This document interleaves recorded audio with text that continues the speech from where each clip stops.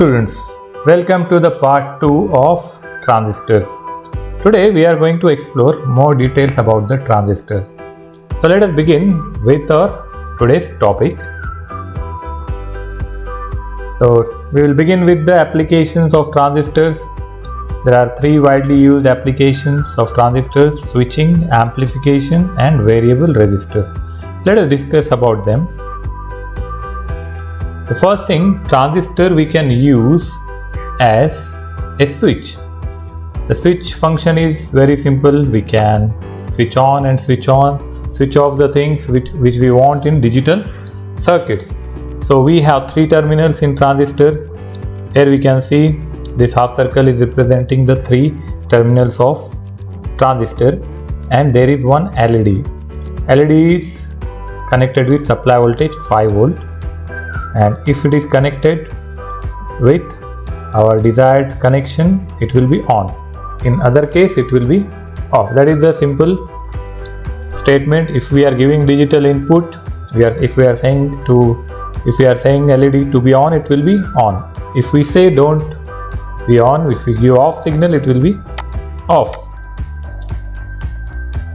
So how exactly they work as switch? Let us explore them different way. So we apply a small voltage at base. So what happens? Current flows from collector to emitter, base emitter, and you can see here. So what are the names?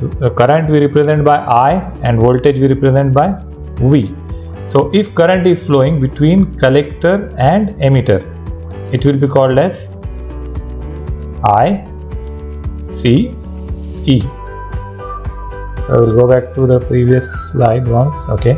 So the current flowing between collector and emitter will be called as ICE, and the current which flows from base to emitter will be called as IBE. So let us have some animation with the explanation here. So here we can see here PNP transistor is used. What is the difference between NPN and PNP? While drawing the symbol, for PNP the arrow of emitter goes inward, right? So if we switch on, then what will happen? Bulb will glow. That means from base we are giving the control signal. If from base, if we say switch on, it will be on. From base, if we say off, it will be off. Along with this, these two circuits are different. So left side circuit is used with transistor, and the bulb part is connected with relay, right? So we require very small input voltage at the input side to make it on. So this is something how this particular switch works. So we have connection, we have this movement from emitter to collector as well as base to collector. Another example is pulse width modulation. In this we are using MOSFET, this symbol of MOSFET. So what happens when we give input signal will decide whether our motor will work or not. If our signal is on and off, what is digital signal? Digital signal means ones and zeros.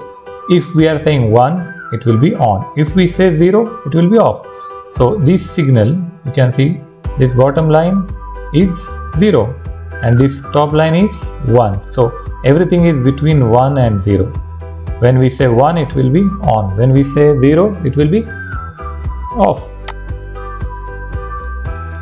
So here we can see one more example of Darlington pair. This one is used to produce some high current gain. This particular circuit. About this we will have discussion in the coming chapters. So these are various applications of transistors which we can use, and the most important application is amplification. That also we are going to discuss how exactly it works as an amplifier. So here we will compare it with the diode. So diode, we have discussed, diode is a two-terminal device. We have one anode, one cathode. So we have two terminals. One will be connected with input, the another one will be connected with output. So it's simple. But what do we have in transistor? In transistor we have three terminals. So out of these three terminals, we have to decide how can we get the inputs and outputs. because we have 3 inputs here. So if 2 terminals are there, like in diode, we can easily decide that okay, one terminal is connected to input and another terminal is connected to output. But in case of transistor, what can we do? Because there are 3 terminals. So you might have played some game in cricket. While playing gully cricket, if you are playing and if you get one extra player, like you have divided yourself between the team of 7-7, you have 14 friends there, and if suddenly one member comes and he requests that I want to play, so what will you do? In most probable condition, we allow him to play from the both sides. So he act common between the 2 teams. So what we do something same in the case of transistor.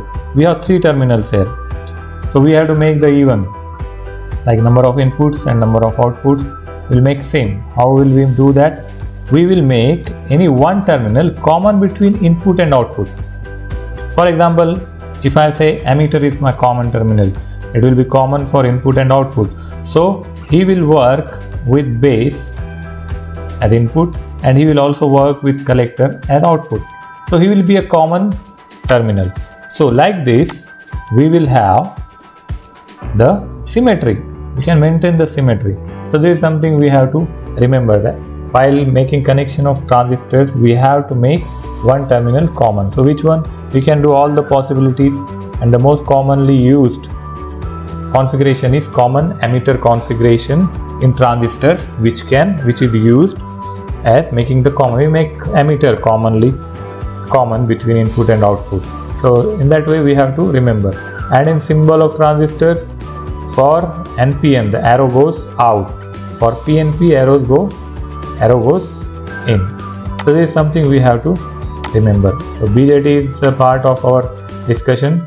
So now we are discussing about the transistor biasing and configuration. So now you have to answer one question here.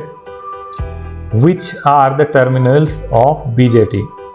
Just now we have discussed about BJT, as it is base gate emitter, base emitter collector, or base source gate, or base junction emitter. So your time starts now. Everyone is supposed to give answer in the live chat. If live chat is ended, you can put the comments in comment box. Only you can see your comments, no one else will be able to see your comments. We'll make such setting. So your time is up.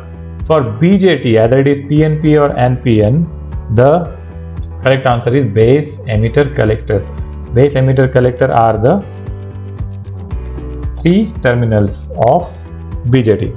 So those who have written this answer, the answer is correct. The next, one terminal. Now what is the solution? We discussed. We have to make either common base, common emitter, or common collector. So we'll see how exactly we do that. So by using such kind of connection, we can do. Here in left side you can see common base. So out of 3 terminal, base is common for the left side and right side. So left side is say our input side. So base is common with emitter and base is common with collector. So this is called as common base configuration. Next, common emitter. Common emitter will make emitter as common. Emitter will be common with input as well as output. So we'll call it as common emitter configuration. Third one is common collector. Common collector will just rotate it towards collector. Now this symbol is wrong here. This diagram is wrong. Here we should not have this arrow. This arrow should be towards emitter. So this one you have to take care. So I will also make corrections here. So let us hide it with some shape here. So this is wrong. So we should always remember that collectors will not show the arrow, only emitter will show the arrow, and most of the time in examination students do this mistake. So we have to be very much clear. Now here we can see in terms of PNP, previous diagram was for NPN. For PNP we get the arrow inside. The only difference is that arrow goes inside. So this is common base, base is common, common emitter is common, and common collector is common. Here arrow is shown with emitter, so this diagram is correct, right? The only difference is that everything is same. Input side we have battery, output side we have battery. Input side we are applying low voltage, output side the battery is heavy, that means we are applying more voltage there, more reverse voltage, and output we are taking at the with some load resistance, and other things are same like for NPN. So NPN transistor configuration. Now let us discuss the most common type which we use to understand the amplification. So this is NPN transistor we have connected. So left side N means negative, positive, negative. We are using 3 semiconductors here. So base is common here. Base is common with input. So input voltage is connected between the base and emitter. So this particular connection, this voltage source is connected between base and emitter. So it will be called as VBE. That is voltage between base and emitter. Now another voltage which is connected, it is between base and collector. So we can call it as voltage between collector and base. In few books it will be written as VCC also. So it doesn't matter, for our simplicity we can use any kind of nomenclature, but for simplicity we will keep it as per the name of terminals where it is flowing. So we have two parts here. One is input part. Input part, if you observe, we are making it forward bias, and output side we are making reverse bias. Before that we'll see how exactly current flows. The flow, how is the flow of current here. So we have on base terminal, we have collector and we have emitter. So what we do, first we have to switch on base. So if we consider the example of water flow, when we open this base, then only the collector will also open. Here you can see there is a shaft. This shaft is smartly connected with base. If you are opening base, then automatically collector is also opening. So first thing, you have to activate base.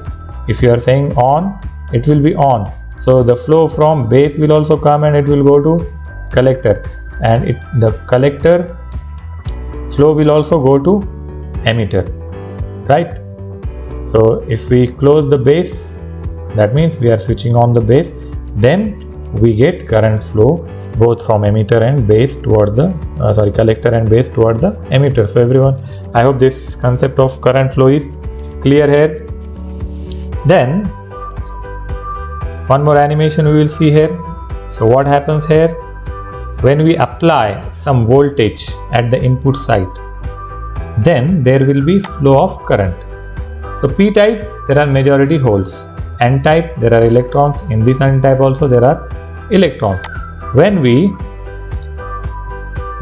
switch on, when we apply the voltage at input, this input voltage should be more than the depletion region potential barrier. That is usually 0.7 for the silicon. When the junction breaks, now we have two junctions here. In previous class we have compared it with the diode analogy. This Pn can be considered as one diode and this Pn can be considered as another diode, and there are two junctions, right? So whenever we give some voltage more than potential barrier at base, here base is called as VBB. In few books it will be called as VBB or VBE. It depends. So here we have PNP transistor. PNP transistor, the arrow will change for emitter. Now emitter is there, collector is here. So input side we have emitter, output side we have collector. From base we get base current, from output we get IC. So now let us discuss the mode of operation. So there are three operations which we can use transistor in. First one is called as active. Active mainly we use for the amplification. When it is active, input should be forward bias and output should be reverse bias. We will see in detail why it should be like that. Saturation means input is also forward bias, output is also forward bias. When both of them are forward bias, then there is more flow of current. So it goes into saturation. And if both the sides, input and output, are reverse bias, then what will happen? Both of them are off. So it will go into off condition, cut off. So saturation region we use for switch. Cut off is the off switch, that is off state in a switch, right? So that means it is, when we say switch is having high current, that is low voltage, and digital circuit zero logic level we get.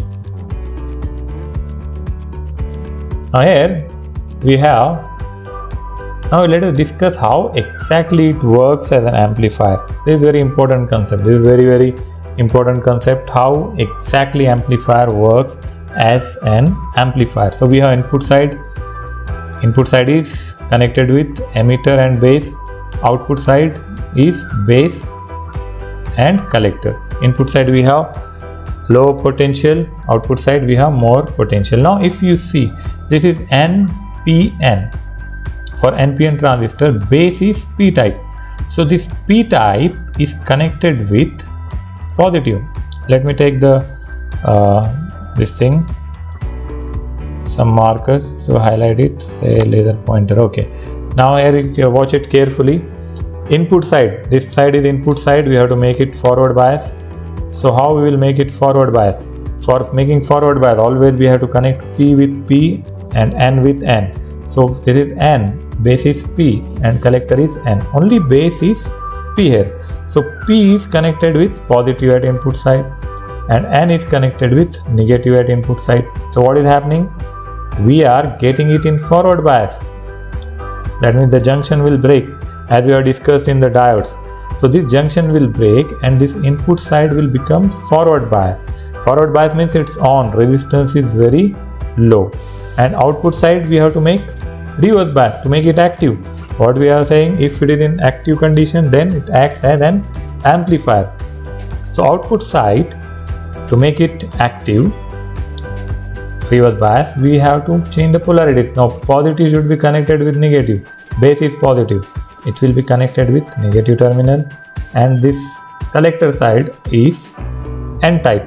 So N type material will be connected with positive, so it will become reverse bias, right? Reverse bias means there is no conduction, less conduction, very minimum conduction, and the resistance will be very high. So let us see how exactly it works as amplifier. So amplification, what is meaning of amplification? Amplification means giving a small signal and the output should be the strong signal. It increases the strength of the input signal and it gives us output of higher signal. So amplification we require in many places because naturally signals are weak and we have to give it some strength, and that strength is given by amplifier. So for example, we are giving us very small change of 0.1 volt at the input. So input is very small signal, 0.1 volt, you have to remember this, and that small voltage will create small current. So it will create 1 milliampere, which is again very small current. Input side is connected at ammeter. So we have applied 0.1 volt, we got 1 milliampere current. Now this same amount of current will go to the output with very minimum values with very minimum loss. So input we are using very small values, right? And output resistance we will take very high, say it is 5 kilo ohms, because output part is reverse bias, so we can take very high resistance. So 5 kilo ohm output resistance we will consider, which is very high. So now the same amount of current, 1 milliampere, will pass to the output side. Output side we have again small input current which is coming from the input side. So what will happen now? How much voltage will be there at the output? What is the Ohm's law? How we calculate voltage? Ohm's law is V is equal to, say, IR. If you want to calculate voltage, so you have to calculate, you have to take the product of current and resistance. Resistance is 5 kilo ohms, current is 1 milliampere. So what will be the voltage across it? Yes, it should be 5 volts. Now if you observe the important point here, your input is 0.1 volt and the output is 5 volt. So what is happening? you are getting amplification. Your small signal, very small signal voltage is converting into very high voltage. And how it is possible? It is possible only because at input we have small values, output we have higher values. Input must be forward bias, output must be reverse bias. Now one more concept we have to remember here.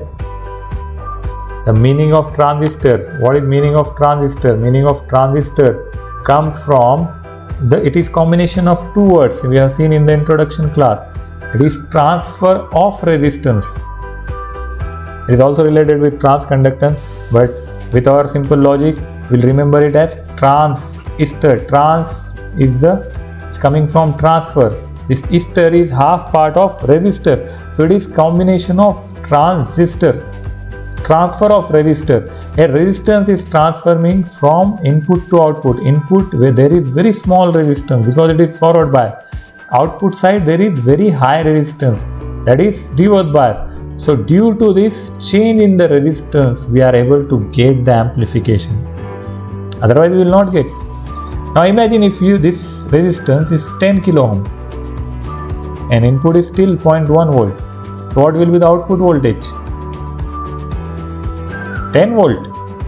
You increase the output resistance, you are getting more amplification. So because of this particular operation, it is called as transistor. The name transistor is coming from here, that because of the transfer of resistance logic we are able to get the amplification process. So this is very important concept we have to remember. So this is about the amplification. Now another question which we have to answer in the live chat or comment is, for amplification following condition shall be satisfied.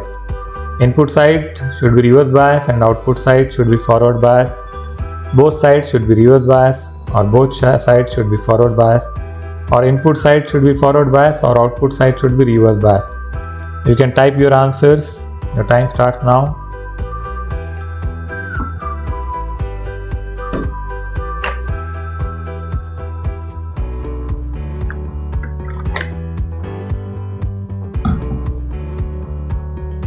Okay, the answer is option 4.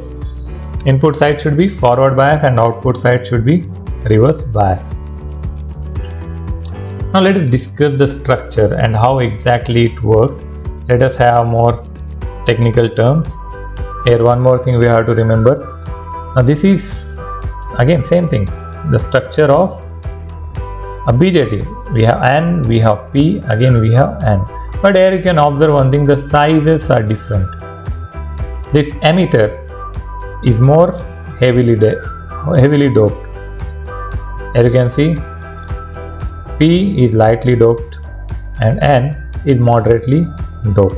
If you observe the 3D view of the front view, so we take a single stone of silicon or germanium and on that we define the boundaries to make the devices. If I want to make diode require only one P type and one N type. So what I will do? I will define a region, I will define a junction. Left side, say I will add the trivalent impurity, so it will become P type. Another side I will add pentavalent impurity, so it will become N type. So I will not take separate P type and N type to attach them. Can we get it like this? How will you make a diode or a transistor? If you just imagine, you cannot take a P type separately, N type separately and attach them with some Fevicol. It will not work like that. It will not become diode. This is called as monolithic technology. You have to have a single stone. Mono means single. Lithos means stone. We have to use single stone. That's why it is called as monolithic technology. So monolithic, we have to use only one stone. So what we will do? So for example, if I want to make a color chalk with two different colors, say I want to make this color, say red, and another one yellow. So I can take these two different chalks and attach them together. Say this is my P type and this is my N type, right?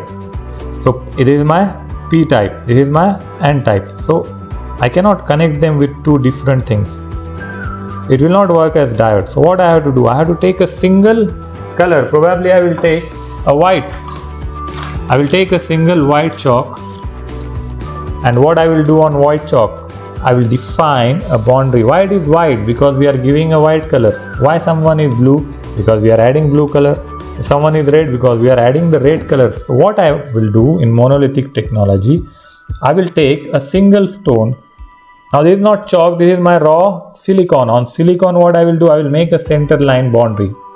Left side I will inject trivalent color, another side I will inject pentavalent color. So what will happen? On the same stone I will get p type and n type. So it will become diode. What if I want to make a transistor? I will define two boundaries, two junctions. One side I will make N with one boundary, another boundary I will make another N, and between I will add P. So I can make so many different type of impurities in single stone by defining the regions. So same thing happens here. First we have to define where I want N type. So there I will inject N type. Where I want P type, there I will inject P type on the single stone. So this is something we do while making the devices.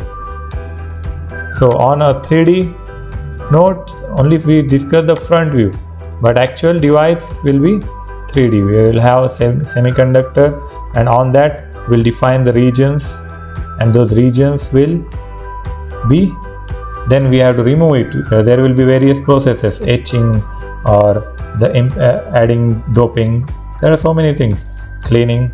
So like this we create P type and N types on the device as per our requirement. So we can make P and P. Here left side I want N, so I will add pentavalent impurity there. Simple.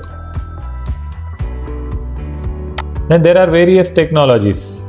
So now this one is planar, on a plane. First we create N substrate. The entire material we will make N type. Then we will make some silicon dioxide layer. For this for MOSFET. So MOSFET is the last part of this chapter. But overall we have to understand the process. Then I will add P type. Wherever I don't want anything, I will etch it out. That means I will remove that part. And on single stone I can create n number of P types and N types.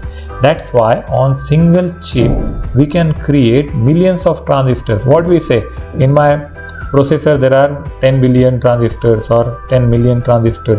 And how we create that? We don't take separate million transistors and connect them. It is not possible. We create them on the single stone. On that single stone we get the material. Here I will make one diode, I will add P type, N type, P type, N type as per my requirement, and I will keep on making transistors as per the design. So all those things again in detail you have to study in the subject of VLSI. So here is another approach, E type, N material for B, P for C, N. This is also one simple front view. Emitter is N type, base is P type, collector is N type. There are various possible ways. So first I will make entire thing as N. Then on N I will make a veil of P. Once my P is there, then I will make one more N. And I will connect the terminals. Those are metal terminals. There is also one advanced BJT structure. Let us have a brief view on it. So this advanced structure have various processes. We consider the capacitances and all. Capacitance we get due to reverse bias condition. We have discussed that in the beginning classes. So with time, in 90s, 50s and 60s, there were advancement in the structures of transistors, and we got various transistor structures. Now we'll come back to the functioning, how exactly BJT works. So we have emitter, we have base, we have collector. Now this diagram is showing some energy band diagram, you should not worry about it. And this one is symbol, base, collector and emitter. Here the blue dots are representing electrons. In N type we have majority electrons. So left side and right side, emitter and collector, both have majority of electrons. In base we have majority of holes. So this side we have holes in P side. Then there will be migration. Now so far we have not connected any battery. So like diode, same thing will happen here, the diffusion. Let us have a brief revision of the diode. So there will be little movement without battery. So what is that little movement? We will see. First let us have a revision of diode. So for diode formation we have seen we get two types, P type and N type. P type we have holes shown with the black, minority carriers, electrons, there may be one or two electrons in there. Then left side we have more electrons, N type, majority are the electrons, right? So this is P type, N type. Then what happens? Both sides there are minority and majority carriers. So minority carriers we have in the both side. Now what happens then just a minute, I'll make a change here.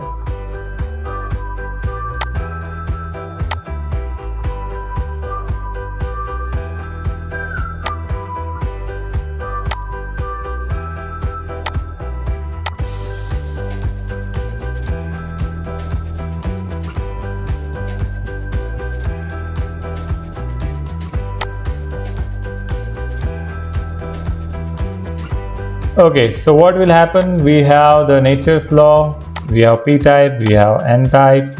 So here left side holes have positive charge, right side electrons have negative charge, and both of them will try to get attracted without any biasing. That means without any external voltage. We require voltage to on everything. Can you operate your mobile phone without battery? No, we cannot get conduction without battery. We require some kind of force. So but in diode, before applying any voltage, there will be flow of current. What is flow of current? Movement of electrons. So we have electrons and holes. Right side there are majority electrons because we are injecting more electrons. That's why we have more electrons. Left side we have holes. Holes are positive charges, electrons are negative charges, and both of them will try to attract each other without any additional force because of the nature's law. So we have one junction borderline between two regions. So we have only one junction in diode. So one by one electrons and holes, they will try to cross the junction and attach with each other. So like this they create immobile ions across the junction. This is called as depletion region. We have discussed it, right? So this is a depletion region for one diode. So and this is our diode, we have two terminals. Same thing happens for the transistor. In transistor we have three terminals as we have discussed. How many junctions will be there? Junction is the border which separates P type and N types. So NP, here is one border, and this NP there is one more border. So let us see their animation. So say we have, so this is for unbiased transistor. We have N type, more electrons. Again this N type, more electrons. Between P type there are holes. This particular center is narrow and these are wider compared to base. So then what will happen? Again same thing will happen. We have two junctions here, junction 1 and junction 2, and these two junctions form two depletion regions. So from left side there will be movement of electrons and holes, and they will form the immobile ions across junction 1, right? So this is first depletion region, and same thing will happen at junction 2, and all those things are happening without any external field, right? Okay, one more thing we have to remember about this. Emitter, the left side is emitter. Emitter is highly doped compared to collector. So what should happen? There will be more electrons, right? So we will have more electrons in emitter, and base region is shorter. We have to remember this thing.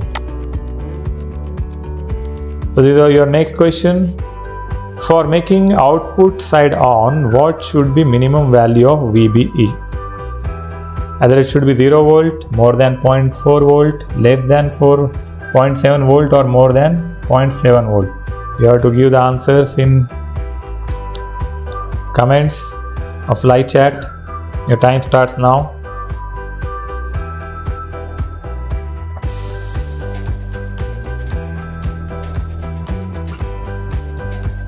The correct answer is it should be more than 0.7 volt, because what we are talking about is depletion region.